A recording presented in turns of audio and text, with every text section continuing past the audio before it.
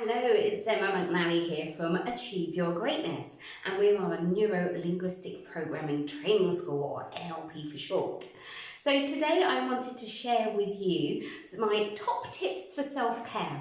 So maybe you're going through an interesting time. At the moment I'm recording this in the middle of the coronavirus pandemic, and so I know it's a challenging time for a lot of us. So maybe you're stuck at home, can't go out, or maybe actually you're finding yourself even busier than you've ever been because you're a frontline service that is keeping us safe, keeping the world turning. Either way, self-care becomes incredibly important because we need to be able to look after ourselves so that we can then look after others. It's all about popping the oxygen mask on ourselves first before we help other people. So what I'm going to share with you today is this model that I've created. It's self-care, and the acronym we've used is self-care because it's nice and easy to remember. So I'm going to go through each of those stages, and some of those you may find that you already do, which is awesome.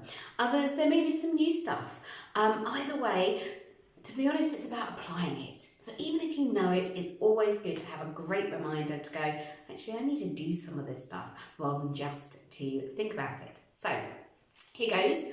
The first one is S for space. Okay. And what we're talking in terms of space is giving yourself some time to meditate, to have that spiritual connection if that's what you're interested in, but some time to allow yourself some clear time within your brain. Okay, we like to do a lot of visualization within the NLP world because from a neurological perspective, it's almost like enabling you to have that deja vu thing because you've practiced it so much mentally first that your brain is already ready when you actually do it for real. Give you an example of this from research. Last century there was research around basketball, and there was a basketball team who were about equal in terms of ability, and what they did is they split it into 3 different groups. One group, they were told to stay at home and chill out for 2 weeks and do nothing. One group, they were saying, right, you need to go and practice every single day, practice scoring. And then the middle group, they said, go home and we want you to visualize scoring, okay? Visualize getting those hoops. So after 2 weeks, they brought them all back together. And the people that had just sat around and done nothing for 2 weeks, guess what? They were about the same level as they were to start with. Those that had practiced had improved significantly. And those who had visualised, they had also improved significantly, just below in terms of performance, those who had actually practised out on the court. So that shows how powerful visualisation is. So it's all about knowing where you're going, seeing, feeling, hearing that path of where you want to go and your well-formed outcome, your outcome at the end of the day. So you've heard, I'm sure, the phrase that if you don't know where you're going, how are you ever going to know when you've got there? So being really clear on your direction and visualising that to enable you to have an easier path to get there is one of my top tips. So that's the space element for visualisation, for meditation, and giving yourself some time. So the next one is energy. So how are you managing your energy at the moment? In terms of energy, we're looking at a number of elements. The first thing is the food we eat, okay? So like any car, for example, it's all about the quality of the petrol that you put into it, okay? If I put diesel in a petrol car, you'll know, or the other way around, you'll know that actually we respond better, we work better if we have the right food put into us, the right energy sources. So there's lots of information out there about nutrition and about making sure that we are looking after ourselves in that way. Then there's exercise, doing regular exercise. It really does help from a mental perspective. So we talk about mental healthiness within Achieve Your Greatness. We're all about providing people with tools to be able to feel mentally healthier. Okay, more choice, knowing how that they can feel a difference should they wish to.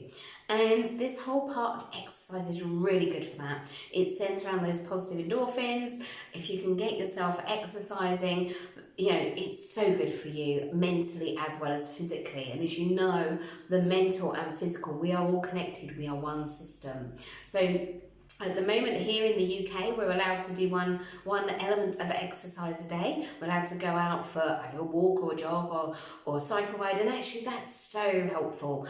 Even if you just do it in your own home, if you are confined, being able to, you can look on YouTube and do, yoga or Cape Fit or whatever it is that you love. So that exercise bit is so important. Okay, so we've got food, we've got exercise, and the other part is rest and relaxation. So taking that time to be kind for you, reading that book, chilling out, watching that movie. We always talk about actually what you pop into yourself is really important. So what are you watching? Is it positive? Is it uplifting? Is it helpful? Of course, we need to keep updated on what's going on around us. Keep it to the point that it's still helpful for you though, rather than too much information. So keep focused, look at that rest and relaxation. Okay, next one is learning. Okay, so learning, when we looked at Einstein at the end of the day, when they looked at his brain was no different to yours or mine. The only difference was that there was more connections. Okay, so it wasn't no different in terms of size, it was just lots more connections, because guess what? He was always curious and always learning. And in science, when things happen, they go, well, that's interesting if it wasn't quite as planned. So if you start to open up and expand in terms of your learning, it's so good for you. It so helps you to really, so it can be learning a language, for example. It could be maths, it could be English, it could be dancing, it could be anything. It doesn't matter. What it's doing is basically really helping those neurological connections to light up, and for you to have a much healthier in terms of your mental health. Really helps in terms of mental healthiness, helps you to focus on something new, keeps your brain young and active. They did some research recently about dancing and how actually that's so good for us in terms of like the mind-body connection, and in terms of feeling good and to keep us mentally young. So learn something new every day. Remembering if it doesn't always go quite to plan, we have a beautiful presupposition in NLP that says there's no such thing as failure, just feedback. So what do we need to learn from it so we can go forward and do something different next time? So then, also we've got the S, E, L and the F for self is about focus. Now, what this is all about is, you've probably heard the phrase, you get what you focus on. So what are we focusing on right now? Are we focusing on all of those things that we can do? Or are we focusing on those things that we can't do? Okay, it's really important. So if you start to think about and focus on those things that you can do, the abundance that we do have, you're watching me, I'm guessing, on a screen of some description. That's a phone, an iPad, a tablet, a computer, whatever it might be. Actually, if we start focusing on the abundance that we do have, so, wearing clothes, beautiful sunshine outside, the air that we breathe, the skin that we have, our bodies, all of these things, if we start becoming grateful and thinking about that abundance and focusing on what we do have, then that can really help us change how we feel. Okay, so in terms of times of uncertainty, at the moment, for example, it's very easy to get focused on negativity and everything that's going on around us, okay? And then we can feel, if we're not careful, that we're out of control. So focus on those things that you can control. Okay, you can control what you put into your body, you can control your exercise, you can control your thoughts, you can control your feelings. And that's why NLP is so powerful, because it gives you those tools to enable you to focus on what you want rather than what you don't want. And there's a little part in your brain called the reticular activating system that helps you to do that, helps you to get what you focus on.